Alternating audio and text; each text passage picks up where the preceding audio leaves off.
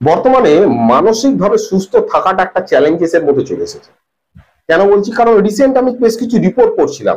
এশিয়াতে যে কটা দেশ আছে সেখানেতে WHO রিপোর্ট অনুযায়ী যে মেন্টাল হেলথের কন্ডিশন খুব একটা ভালো সেরকম কিন্তু কোথাও রিপোর্টে কিছু লেখা নেই। এবং প্রায় প্রায় 10% এর কাছাকাছি মানুষজন মেন্টাল হেলথ, যাদের মেন্টাল হেলথ খুব একটা বেশি কিন্তু ভালো নয়। আমরা কিন্তু মানসিক ভাবে খুব একটা বেশি হেলদি নয়, কারণ আমরা মানসিক স্বাস্থ্যটাকে কিন্তু আহ, সেইভাবে দেখতে এখনো শিখিনি। আমরা এখনো মানসিক স্বাস্থ্য বলতে কি বুঝি এটাই বুঝি না, যে মেন্টাল হেলথটা কেন প্রয়োজন এবং আমাদের মানসিক সমস্যা হয় এই বিষয়টাকে কিন্তু খুব একটা বেশি আমরা সহজভাবে নিই না। আজকে যে বিষয়টা আমরা ডিসকাস করব সেটা হচ্ছে মেন্টালি আমরা কিভাবে ভালো থাকতে পারি, অ্যাটলিস্ট আমাদের মেন্টাল হেলথ কিভাবে ভালো থাকতে পারে। এখন আপনি যে ধরনের ইনপুট আপনার মস্তিষ্ককে দেবেন, আপনার মস্তিষ্ক সেই ধরনের বিষয়গুলো শিখবে। যেমন হচ্ছে একটি ছোট ছেলে, একটি ছোট বাচ্চা যে পরিবেশেতে বড় হয়ে উঠবে তার মানসিক স্বাস্থ্য সেইভাবে তৈরি হবে। এখন দেখা যায় যে কোনো একটি ফ্যামিলিতে, যে ফ্যামিলিতে আহ বাবা মা একে অপরের সাথে বা অন্যান্য গার্জেন যারা আছে, বাকি লোকজন যারা আছে, একে অপরের সাথে যেভাবে কথা বলে, হয়তো খুব একটা স্বচ্ছ ভাষা বলে না, পরিষ্কার ভাষা বলে না, বাজে কিছু কিছু ল্যাঙ্গুয়েজ ইউজ করে, এবং এটা তার ক্ষেত্রে খুব সিম্পল ব্যাপার। কিন্তু আপনার ফ্যামিলির ক্ষেত্রে সেটা সিম্পল নয়, সেটা অনেক কঠিন ব্যাপার, সেটা অনেক বাজে ব্যাপার। এবং আপনার ফ্যামিলিতে যদি কোনো বাচ্চা বা বড় যদি কোনো একটা রাফ ল্যাঙ্গুয়েজ ইউজ করে, সেখানে আপনি তাকে প্রোটেস্ট করেন, বলেন যে দ্যাট ইজ নট গুড, এটা ঠিক নয়। কিন্তু সেই ফ্যামিলির ক্ষেত্রে এটা কিন্তু সিম্পল ব্যাপার। তো এক্ষেত্রে দেখুন, তার মেন্টাল হেলথ আর আপনার ফ্যামিলিতে যে ছেলেটি বড় হচ্ছে তার মেন্টাল হেলথ দুটো আলাদা থাকবে। সেখানে দেখা যায় বাবা মা একে অপরের সঙ্গে ঝগড়াঝাটি অশান্তি হচ্ছে, তার মেন্টাল হেলথ এবং আপনার বাড়ির একটি বাচ্চার মেন্টাল হেলথ কিন্তু আলাদা থাকবে। যদি দেখা যায় যে যেখানেতে যুদ্ধ বিগ্রহ চলে, যেখানেতে ঝুট ঝামেলা চলে, যে এলাকাতে, আপনি যদি আফগানিস্তানের মতো দেশ দেখেন, সেখানেতে সেখানকার একটি বাচ্চা ছেলে যেভাবে বড় হয়ে উঠবে, আপনার বাড়ির এনভায়রনমেন্ট তার থেকে অনেক অনেক অনেক বেটার, সেখানে তো একটি বাচ্চা ছেলে আরো অন্যভাবে বড় হয়ে উঠবে। অর্থাৎ আপনি যা ইনপুট দেবেন সেটাই কিন্তু আউটপুট হয়ে আসবে। সুতরাং আউটপুট দেখে আপনি কি ইনপুট দিয়েছেন এটা কিন্তু বোঝা যায়। এবার মেন্টালি আমরা সুস্থ যদি না থাকতে পারি, আপনার যাই থাকুক না কেন, আর্থিক দিক থেকে আপনি যতই সচ্ছল হোক না কেন, আপনি কিন্তু অ্যাকচুয়ালি ভালো থাকবেন না। আপনার মনের মধ্যে যদি সেই শান্তিটুকুনি না থাকে, আপনি ভালো থাকবেন না। তাই মেন্টাল হেলথকে ভালো রাখাটা খুব ইম্পর্টেন্ট। আর মেন্টাল হেলথ যদি ভালো না থাকে, ফিজিক্যাল হেলথ গন্ডগোল করবে। আবার ফিজিক্যাল হেলথ যদি ভালো না থাকে, মেন্টাল হেলথ গন্ডগোল করে, কারণ এটা একটা শরীর। কিন্তু এই ব্যাপারটাকে আমরা ইম্পর্টেন্ট দিই না। ফ্যামিলিতে সাধারণত যাদের মেন্টালি প্রবলেম হয়, সাইকোলজিক্যালি প্রবলেম হয়, আমরা তাদেরকে খুব একটা বেশি গুরুত্ব দিই না। দূর এসব চিন্তা করিস না, এসব ভুলভাল চিন্তা করছিস, ভয় পাওয়ার কি আছে, বিভিন্ন ভাবে বুঝিয়ে দিল। তারা ভাবলো যে ঠিক আছে, আমি যেটা বুঝেছি সেটা বুঝিয়ে দিলাম, সে বুঝিয়ে যাবে। অ্যাকচুয়ালি সেটা নয়। আমাদের এক একজন মানুষের এক এক রকম বোঝার ক্ষমতা, একরকম নয়। বোঝার ক্ষমতা, বোঝানোর ক্ষমতা, কত শীঘ্র সে বুঝছে, অ্যাপটিটিউড টেস্ট হয় না, কত তাড়াতাড়ি বিষয়টা আমরা বুঝতে পারছি, কত কিভাবে আমরা অ্যাপ্লাই করছি, সমস্তটাই কিন্তু প্রত্যেকটা মানুষের আলাদা আলাদা। এখন মেন্টালি আমরা কিভাবে ভালো থাকতে পারি, অ্যাটলিস্ট দেখুন, মেন্টালি ভালো থাকার জন্য আপনাকে কিছু বিষয় মেনটেন করার খুব প্রয়োজন। আপনি খুব ভালো করে বুঝবেন, জানবেন, ভালো করে এই বিষয়গুলোকে শুনবেন, এবং আমি এই ভিডিওর নিচেতে আপনি কি ধরনের পজিটিভ মেসেজ নিজেকে দিতে পারেন তার একটা কপি করে আমি দিয়ে দেবো। সেগুলো আপনি সকালবেলা উঠে আপনার মতো করে সাজিয়ে নিতে পারেন। আমি উদাহরণস্বরূপ কিছু দিয়ে দেবো, আপনি সেগুলো দিতে পারেন। তাতে আপনার মেন্টাল হেলথ অনেক ভালো থাকবে, আপনি পজিটিভ থাকবেন। অ্যাটলিস্ট সকালবেলা ঘুম থেকে উঠে একটু হ্যাবিটটা চেঞ্জ করুন। আমরা অনেক সময় দেখা যায় যে সকালবেলা ঘুম থেকে উঠে মোবাইলটা দেখে যে মেসেজ কি এসেছে, এটাকে অফ করে দিন। অফ করে দিয়ে আপনি তৈরি হয়ে বেরিয়ে যান বাইরে। এক্সারসাইজ করাটা খুব প্রয়োজন। আপনি যদি এক্সারসাইজ না করতে পারেন, আপনি শুধুমাত্র 40 মিনিট হেঁটে আসুন, আর কিছু করতে পারেন। আর আপনার ছোটবেলায় যে ধরনের পিটি আপনি শিখেছিলেন আপনার স্কুলে আছে, সেগুলো করুন। যোগা করতে পারেন, অন্যান্য আরো এক্সারসাইজ করতে পারেন। আপনি যদি মনে হয় যে আপনার জিমে যাওয়া সম্ভব, জিমে যেতে পারেন। কিন্তু জিমের থেকেও এক্ষেত্রে আপনি যদি মর্নিং ওয়াক করেন, পিটি করেন, সেটা কিন্তু আরো এফেক্টিভ। কিন্তু আরো একটা ফ্যাক্টর, আমরা যদি কানে হেডফোন নিয়ে গান শুনতে শুনতে এক্সারসাইজ করতে যাই, এটা কিন্তু খুব একটা বেশি ভালো নয়। হ্যাঁ, এটাকে অ্যাভয়েড করুন। যখন আপনি এক্সারসাইজ করছেন তখন শুধু এক্সারসাইজ করুন। আপনার যদি গান শোনার দরকার হয়, কিছু যদি দেখার দরকার হয়, তাহলে সেটা আপনি বরঞ্চ অন্য কোনো ফাঁকা সময় করুন, যেটা আপনার সঙ্গে কাটানোর দরকার। আবার অনেক ক্ষেত্রে দেখা যায় যে সকালবেলা ঘুম থেকে ওঠার পরে আমরা টিভিটা চালিয়ে বসি, খবর দেখতে শুরু করি। কোনো প্রয়োজন নেই। আপনার যদি প্রয়োজনীয় কোনো ঘটনা ঘটেছে বা আপনার প্রয়োজনীয় কোনো বিষয় আছে, তাহলে আপনি সকালবেলা দেখুন কিন্তু আদারওয়াইজ সকালবেলা খবরের কাগজ বা খবর দেখার যে নেশাটা আছে এটা বন্ধ করে, অন্যের ঝঞ্ঝট নিজের মাথাতে নিয়ে সকালবেলা খুব একটা বেশি লাভ হয় না। এটাকে বন্ধ করে দিয়ে বরঞ্চ আপনার সারাদিনের ডেলি যে রুটিন আছে সেটাকে একটা তৈরি করুন, যে আমি আজকে সারাদিনে কিভাবে কাটাতে চাইছি। অ্যাটলিস্ট আমার আজকে সারাদিনেতে আমাকে এমন কোনো এফেক্টিভ জিনিস শিখতে হবে, এটাকে যদি করতে পারেন তাহলে দিনের শেষেতে আপনি আনন্দ পাবেন যে আজকে আমি কোনো একটা এফেক্টিভ জিনিস শিখলাম যেটা আমার লাইফেতে কাজে লাগবে। অথবা অনেকের ইচ্ছা আছে না বিভিন্ন বিষয় নিয়ে জানা, আপনি সেটা বরঞ্চ জানার জন্য প্ল্যানিং করুন। এখন হাতে মোবাইল আছে, এইবার আপনি মোবাইলটাকে ইউজ করুন আপনাকে নিজেকে ডেভেলপ করার জন্য।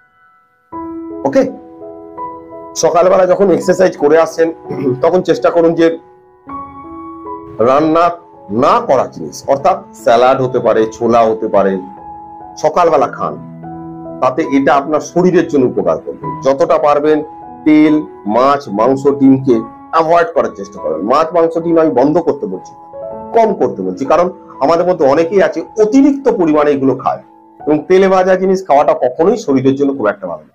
এগুলো যত আপনি অ্যাভয়েড করবেন তত ভালো থাকে। চেষ্টা করুন অ্যাটলিস্ট 15 মিনিট সকালের যে রোদটা আছে, সকালবেলার যে রোদটা আছে সেটা লাগানো। আপনি যদি মর্নিং ওয়ার্কে যান এটা হবে, অর্থাৎ আমাদের যে ভিটামিন ডি আছে সেটা তৈরি হবে। দেখা যায় যে মহিলাদের অনেক সময় ভিটামিন ডি কম থাকে, তার কারণ হচ্ছে মহিলারা অনেক সময় রোদকে অ্যাভয়েড করে। সকালবেলার রোদ অথবা বিকেল বেলার রোদ আমাদের শরীরে অন্তত 15 মিনিট লাগানোটা খুব প্রয়োজন। আপনি যে ডেইলি রুটিন তৈরি করবেন তার মধ্যে অবশ্যই কয়েকটা জিনিস রাখার চেষ্টা করবেন। এক, আপনার যে প্রতিদিনকার দৈনিক কাজ সেটা যেন কমপ্লিট হয়। দ্বিতীয় বিষয় হচ্ছে আপনার ফ্যামিলিকে একটা টাইম দেওয়া, অর্থাৎ আপনার যদি বাড়িতে বাচ্চা থাকে, আপনার বাবা মা থাকে, তাকে কিন্তু একটা এফেক্টিভ টাইম আপনার দেওয়ার দরকার। অবশ্যই আপনি আপনার জন্য অন্তত 40 মিনিটের সময় আলাদা করুন, এটা করতে হবে। আপনার যদি সময় না থাকে আপনাকে প্ল্যান করতে হবে যে সময় কিভাবে বার করা যায়, যেখানে আপনি আপনার বন্ধু বান্ধবের সঙ্গে সময় কাটাতে পারেন। এটা কিন্তু খুব প্রয়োজন আমাদের মেন্টাল হেলথকে ঠিকঠাক রাখার জন্য। কারণ সারাদিনে বর্তমানে আমরা যেভাবে ব্যস্ত থাকি অফিসিয়াল কাজেতে, যারা সেলসে কাজ করে তাদের চাপ আরো মারাত্মক। তো আমাদের ব্রেনকে ফ্রি করার জন্য, আমাদের ব্রেনের একটু ইচ্ছাগুলোকে পূরণ করার জন্য আমাদের কিন্তু বন্ধু বান্ধব বা আমাদের আত্মীয় স্বজন বা আমাদের ফ্যামিলির সঙ্গে একটুখানি হ্যাপি মোমেন্ট কাটানো কিন্তু খুব প্রয়োজন। আমরা অনেক সময় আরো একটা ভুল করি, আমরা অহেতুক তর্ক করি। আপনি যে ব্যক্তির সঙ্গে তর্ক লড়ছেন, তাকে বোঝানোর চেষ্টা করছেন বা তাকে হারানোর চেষ্টা করছেন, আগে চিন্তা করুন তাকে বুঝিয়ে বা হারিয়ে আপনার কি লাভ। অহেতুক তর্ক লড়াটা খুব একটা বেশি হেলদি নয়, এটা খুব একটা বেশি হেলদি অভ্যাস নয়। এরপরে দেখা যাবে যে এইভাবে তর্ক লড়তে করতে আপনার মধ্যে একটা হ্যাবিট তৈরি হয়ে যাবে যে আপনি ছোটখাটো বিষয় মানুষের সঙ্গে তর্ক লড়তে চাইছেন। তো এটাকে আস্তে আস্তে বর্জন করুন যে আমি এই ব্যক্তির সঙ্গে তর্ক লড়ে কি করবো। বিভিন্ন বিষয় নিয়ে আমরা তর্ক লড়ে থাকি, বেসিক্যালি পলিটিক্যাল ইস্যু নিয়ে, বিভিন্ন আদার্স ইনফরমেশন নিয়ে, আদার নিউজ নিয়ে তর্ক লড়ে থাকি। তো এই তর্ক লড়ার জায়গাটা থেকে আপনি নিজেকে আলাদা করুন। আপনি চেষ্টা করুন যে আপনি আপনার এনভায়রনমেন্টে, অফিসে হোক বা অন্যান্য জায়গায় হোক, ফ্যামিলি বাদ দিয়ে আপনার এনভায়রনমেন্টেতে আপনি চেষ্টা করুন যে 75 to 80% কথা শুনবেন এবং 20 to 25% কথা বলবেন। তাতে আপনার কমিউনিকেশন স্কিল বাড়বে। আপনি যদি ভালো করে শোনার অভ্যাস তৈরি করেন, অর্থাৎ ধৈর্য যদি আপনি রাখতে শেখেন, তাহলে যদি শুনতে যদি সঠিকভাবে পান বা বিষয়টা যদি বুঝতে পারেন ভালো করে, আপনি কিন্তু উত্তর খুব ভালোভাবে দেন। আরো একটা বিষয়, আমরা অন্য মানুষের সঙ্গে নিজেদেরকে তুলনা করে ফেলি, কোনো করার প্রয়োজন নেই। আপনি আপনার সঙ্গে তুলনা করুন যে আপনি 1 বছর আগে কি জায়গা ছিলেন, বর্তমানে কি জায়গা আছেন, 1 বছর পরে আপনি নিজেকে কোন জায়গা দেখতে চাইছেন। এখানে দেখতে চাওয়ার জন্য আপনার কি কি করার দরকার, আপনি একটা ভিশন সেট করুন, অর্থাৎ আপনার একটা ছবি সেট করুন। আপনি কি ধরনের ছবি বা কি ধরনের ভবিষ্যতে আপনি নিজেকে দেখতে চাইছেন। তারপরে আপনি মিশন সেট করুন, অর্থাৎ এই অ্যাচিভমেন্টটা করার জন্য আপনাকে কি কি করতে হবে। তার জন্য যদি কোনো জায়গায় কোর্সে ভর্তি হয়, কিছু পড়তে হয়, কিছু শিখতে হয়, কিছু জানতে হয়, সেগুলো করবেন। সেগুলোকে খুব ভালো করে লিখে নিন, অ্যানালাইসিস করুন এবং তারপরে ধীরে ধীরে ধীরে ধীরে এগোন। তাহলে আপনি মজা পাবেন যে আপনি ঠিক প্রত্যেক বছরেতে কি অ্যাচিভ করছেন এটা নিজের কাছে খুব ভালো করে ক্লিয়ার থাকবে। দেখবেন যে এটাতে একটা অন্যরকম হ্যাপিনেস দেবে, আপনি কি শিখছেন বা কি জানছেন। আপনি রাতের বেলা বই পড়ার অভ্যাস তৈরি করতে পারেন। এখন আসলে আমাদের বই পড়ার অভ্যাসটা ধীরে ধীরে বন্ধ হয়ে যাচ্ছে। আমরা সাধারণত ভিডিও দেখতে খুব একটা বেশি পছন্দ করি এখন, কিন্তু বই পড়তে খুব একটা বেশি পছন্দ করি না। তো বই পড়ার অভ্যাসটা যদি আপনি করতে থাকেন, আপনার ব্রেন কিন্তু ক্রিয়েটিভ ফ্যাক্টরটাকে ঠিকঠাক রাখবে। অ্যাকচুয়ালি কি হয়, বই যখন আমরা পড়ি আমাদের ব্রেন কিছু ইমাজিনেশন করে, আর যখন আমরা ভিডিও দেখি সেই ইমাজিনেশনটা করতে পারে না, সেই ভিডিওর মধ্যেই কিন্তু বিষয়টা চলে আসে, আবদ্ধ হয়ে যায়, সেখান থেকে বিভিন্ন রকম ছবি বা গ্রাফিক্স দিয়ে সেগুলো বোঝানো হয়। কিন্তু যদি সেখানেতে না থাকে, আমরা গল্পের বই পড়ি, একটা গল্পকে ইমাজিনেশন করছি, এটা কিন্তু আমাদের ব্রেনের জন্য খুব হেলদি। এবং আপনি যদি রাতের বেলা বই পড়তে পারেন তাহলে দেখবেন যে রাত্রিবেলা যে আপনার ওভার থিঙ্কিং হয় বিষয়গুলো কিন্তু আস্তে আস্তে কমে যায়। সারা দিনে আপনি যে খাওয়া দাওয়া করছেন একটা ফ্রুটস অবশ্যই রাখবেন। আপনি চেষ্টা করবেন সকালবেলার দিকটাতে হালকা খাওয়া দাওয়া, ফার্স্ট মর্নিং এ হালকা খাওয়া দাওয়া, দুপুরবেলার দিকে একটু ভারী খাওয়া, তারপরে আবার আস্তে আস্তে খাওয়াটা কমানো। রাতে খাওয়াটা চেষ্টা করবেন 8টার মধ্যে করা, এবং রাতের খাওয়াটা চেষ্টা করবেন লাইট খাওয়া, খুব একটা বেশি রিচ জিনিস না খাওয়া, হালকা জিনিস খাওয়া, যাতে আপনার ডাইজেশনটা ঠিকঠাক হয়। খুব ভালো করে বুঝুন, সহজভাবে। আমরা সকালবেলা খাওয়া দাওয়া করি, আমরা হাঁটা চলা করি, কাজবাজ করি, দৌড়ঝাঁপ করি, তো সেখানেতে আমাদের যে ক্যালোরিটা আছে বার্ন হওয়ার সুযোগ পায়। কিন্তু রাতের বেলা যেটা খাই আমরা সাধারণত, যেহেতু হাঁটা চলাটা আমাদের দিনের থেকে কমে যায়, তো আমাদের যে ক্যালোরিটা আছে সেটা বার্ন করার সুযোগ আমরা পাই না। তো দরকার নেই আমার এক্সট্রা ক্যালোরি গেইন করে। তো আমরা যদি রাতে তাড়াতাড়ি খাই এবং তারপরে যদি আমার নিজের কাজটা করে নিলাম রাত্রিবেলা, তারপরে 8টা 9টা 10টা আপনার যেটা সময় আপনার ঘুমানো, সেই সময় ঘুমোতে গেলেন, তাতে আপনার ডাইজেশন সিস্টেমটা ঠিক থাকবে এবং আপনার শরীরে হেলদি থাকবে। খুব এফেক্টিভ বিষয়, আপনাকে ভালো করে বুঝতে হবে এটা।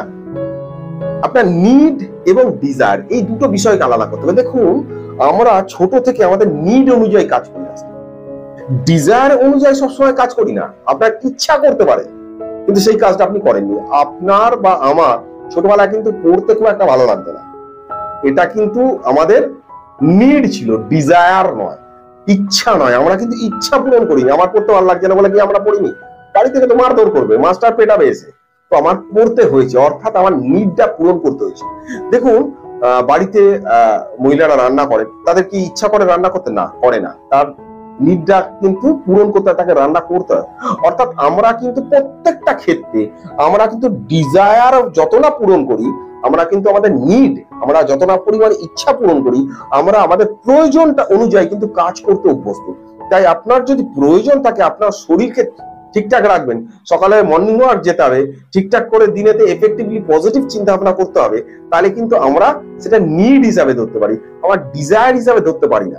তো ডিজায়ারটাকে ছোট করে দিয়ে আমরা যদি নিডটাকে ফুলফিলের দিকে ভালো করে কনসেন্ট্রেট করি, তাহলে কিন্তু আমাদের আলটিমেট ডিজায়ারও পূর্ণ হয়ে যাবে এবং আমি কিন্তু আলটিমেট ভালো থাকবো। কিন্তু যদি আমি ডিজায়ার সবসময় পূরণ করতে যাই, আমি ভালো থাকবো না। পরীক্ষার সময় আমার ইচ্ছা যে আমি পড়তে ভালো লাগছে না, যদি আমি সেটা পূরণ করতে যাই, তাহলে কিন্তু পরীক্ষার রেজাল্ট খারাপ হয়ে যাবে। তো পরীক্ষার সময় আমার নিড পূরণ করতে হবে, তাহলে কিন্তু পরীক্ষার রেজাল্ট ভালো থাকতে হবে, এবং সেটা যদি ঠিকঠাক হয়, আলটিমেট আমার ডিজায়ার যেটা আছে ঘুরে ফিরে সেটাই কমপ্লিট হবে। ঘুমানোর যে বিষয়টা আছে এটা একটা ইম্পর্টেন্ট, এবং ঘুমের সাথে সাথে স্বপ্ন দেখার যে ব্যাপারটা আছে, এটা নিয়ে ভিডিও আছে, অবশ্যই দেখবেন। স্লিপ নিয়ে, এবং স্লিপ নিয়ে যে মানে ড্রিম নিয়ে যে ভুল ধারণাগুলো আছে সেগুলো কিন্তু আমি ক্লিয়ার করে দিচ্ছি। বহু মানুষের মুখে আপনি শুনবেন, ওই স্বপ্ন দেখলে ওটা হয়, সেটা দেখলে ওটা হয়, ওই দেখলে মানুষ মরে যায়, মানুষ মরে যাওয়ার আগে সেই স্বপ্ন দেখে, এগুলো সব ভ্রান্ত জিনিস। আপনি কেন স্বপ্ন দেখেন, কি জন্য স্বপ্ন দেখেন, স্বপ্ন দেখার পরে পেছনেতে কি ধরনের বিজ্ঞান কাজ করে, এবং এই যে বিজ্ঞান কাজ করে অবশ্যই তার প্রমাণ আছে। আপনার মস্তিষ্কের এমআরআই, সিটি স্ক্যান, আপনার ইজি, সমস্ত বিষয়গুলো প্রুফ করে যে আপনি কিভাবে স্বপ্ন দেখেন, কেন স্বপ্ন দেখেন। তো এগুলো প্রুফ ছাড়া কোনো বিষয় নয়। তো স্বপ্ন আপনার জন্য কখনোই হার্মফুল নয়। আপনার যদি এই বিষয়টা সম্পর্কে ভালো করে জানতে চান, আপনি প্লিজ এই চ্যানেলেতে ভিডিও দেওয়া আছে স্বপ্ন নিয়ে, সেটা দেখবেন এবং বুঝবেন, আপনার মন থেকে অন্তত টেনশনটা কমে যাবে। যেটা বলছিলাম যে ঘুম আমাদের ইম্পর্টেন্ট ফ্যাক্টর, এবং আমাদের যে ঘুম আছে সেটা আমরা অনেক সময় দেখা যায় যে বহু রাতে গিয়ে শুনি। এই অভ্যাসটাকে ত্যাগ করা। অ্যাকচুয়ালি আমাদের রাত মোটামুটি 10টার থেকে ঠিক 10টার পর থেকে মানে 11টার কাছাকাছি, এই সময় থেকে 2টো 2:30টা পর্যন্ত আমাদের মেলাটোনিন খুব ভালো রিলিজ হয়। এই সময়ের ঘুমটা কিন্তু খুব কাজের ঘুম। তো আপনি চেষ্টা করুন যে 10টা 10:30টার মধ্যে যদি ঘুমানো যায়, তাহলে সেটা কিন্তু আপনার শরীরের জন্য ভালো। নির্দিষ্ট সময় ঘুমোতে যান, নির্দিষ্ট সময় ঘুম থেকে উঠুন। হয়তো যখন তখন ঘুম পাচ্ছে বলে ঘুমিয়ে পড়ছেন, that is not a good habit. Okay, আপনার সামনে যে ঘটনাটা ঘটছে বা আপনি যে ঘটনাটাকে ভাবছেন, চেষ্টা করুন যে ঘটনাগুলোকে একটু পজিটিভলি দেখার। অ্যাকচুয়ালি অ্যাংজাইটি বা ওসিডি বা সাইকোলজিক্যাল যদি প্রবলেম থাকে আমরা বিষয়গুলোকে একটু নেগেটিভ ভাবে দেখতে শিখে যাই। তো এই জায়গা থেকে বেরোতে গেলে আপনাকে পজিটিভ ভাবে দেখা শিখতে হবে। আপনার সামনে যে ঘটনাটা ঘটছে আপনি একটি দৃষ্টিকোণ থেকে দেখছেন এবং আপনার মনে হচ্ছে নেগেটিভ, তো আপনি অন্যভাবে দেখার চেষ্টা করেন। আচ্ছা এটাকে আমি নেগেটিভ বলছি কেন, এটাকে তো আমি অন্যভাবে ভাবতে পারি। অর্থাৎ আপনার যে চিন্তাটা আসছে আপনি চেষ্টা করেন এটাকে অন্য দৃষ্টিকোণ থেকে আর কিভাবে ভাবা যায়, কিভাবে দেখা যায়। আপনি যে বিষয়টা ভাবছেন বা ভেবে এসেছেন, যেটা আপনাকে টেনশন দিচ্ছে, ভয় দেখাচ্ছে, আপনার মধ্যে প্যালপিটেশন তৈরি হচ্ছে, কিন্তু ঘটনা কখনোই ঘটছে না। তো এই যে বিষয়গুলো আছে, অর্থাৎ একটা অবাস্তব জিনিসকে আপনি ভেবে ভেবে বাস্তবে ভাবছেন। তো এই অবাস্তব বিষয়টা যে এটা অবাস্তবই, এটার কোনো রকম প্রমাণ নেই, এটার এগেনস্টেতে আপনি কিছু অপশনাল থট, যে আমরা চিন্তাটাকে অ্যাটলিস্ট কিভাবে ভাবতে পারি যে চিন্তাটাকে আমি করছি সম্পূর্ণ নেগেটিভ, এটাকে আমি কেন নেগেটিভ বলছি, এর প্রমাণ কি আছে। তো পজিটিভ ভাবে আমি কিভাবে ভাবতে পারি তার জন্য একটুখানি চিন্তা করুন, একটুখানি ব্রেন স্টর্মিং করুন, তাতে কিন্তু আরো একটু বেটার থাকবে। আর কিভাবে আপনি পজিটিভ চিন্তা করবেন সেই বিষয়ে কিন্তু একাধিক ভিডিও চ্যানেলের মধ্যে দেওয়া আছে, যদি কোনো কনফিউশন থাকে অবশ্যই দিবেন। যদি মনে হয় অন্য কোনো ভিডিওর প্রয়োজন আমাকে বলবেন কমেন্টসে, আমি চেষ্টা করবো ভিডিওগুলো তৈরি করে দেওয়ার, কিন্তু সময় কমের জন্য সবসময় হয়তো ভিডিও দেওয়া সম্ভব না, বাট আই উইল ট্রাই 100%। ওকে,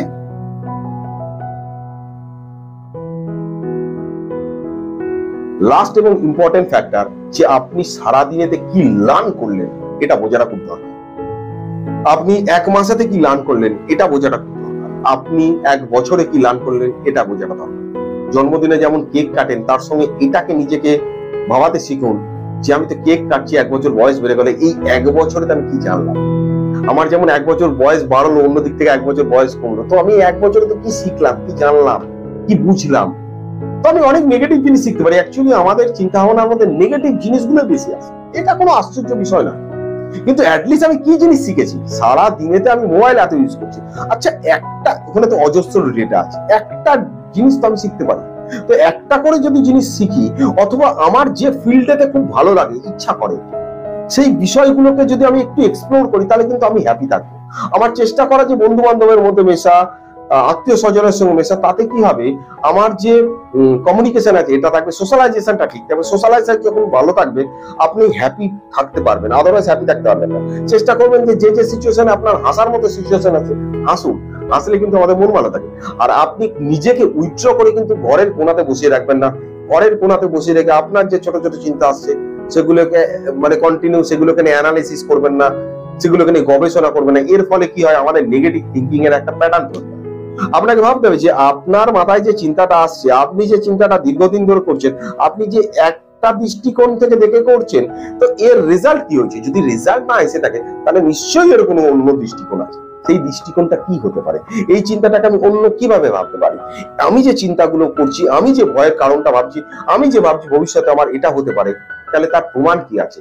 তাহলে আমার এখন কন্ডিশন যেটা আছে, আমার হাতে যে যে প্রমাণগুলো আছে, কেন আমি সেগুলোকে বিশ্বাস করবো না। আমি কেন শুধুমাত্র একটা আনওয়ান্টেড থট, একটা কাল্পনিক থটকে বারবার বারবার ভেবে ভেবে আমি একটা ট্র্যাপের মধ্যে ঢুকে যাচ্ছি। না, ধীরে ধীরে আপনি নিজেকে বার করুন। আপনি অপশনাল থট দিন, আপনি সকাল থেকে এক্সারসাইজ যেরকম ভাবে বললাম করা শুরু করুন, দিনের যে অ্যাক্টিভিটি গুলো আছে সেগুলো করুন, এবং আপনার যে থট গুলো আছে সেগুলো পারলে আপনি লিখে ফেলুন, এবং সেগুলোর পাশে আপনি চেষ্টা করুন যে আপনি পজিটিভ কি কি থট লিখতে পারেন, এইভাবে লিখুন। তাতে কি হবে, আপনার ব্রেন বুঝতে পারবে যে আমার কোনটা নেগেটিভ, কোনটা পজিটিভ, কোনটা করা উচিত, কোনটা করা উচিত। Thank you very much. আর যাদের যাদের মানসিক সমস্যায় আপনারা ভুগছেন, প্লিজ আপনারা আপনার কাছাকাছি কোনো একটি হসপিটালে দেখাতে পারেন, মনোরোগ বিভাগে ফ্রিতে চিকিৎসা হয়। আপনার কাছাকাছি যদি কোনো সাইকিয়াট্রিস্ট থাকে তাকে দেখাতে পারেন। আপনি কাউন্সিলিং করেন আপনার কাছাকাছি, অবশ্যই আপনি আপনার কাছাকাছি দেখান। এবং যারা যারা আমার চ্যানেলকে সাবস্ক্রাইব করেছেন তাদের অসংখ্য ধন্যবাদ, যারা যারা করেনি তাদেরকে সাবস্ক্রাইব করার জন্য বলবো। Thank you very much.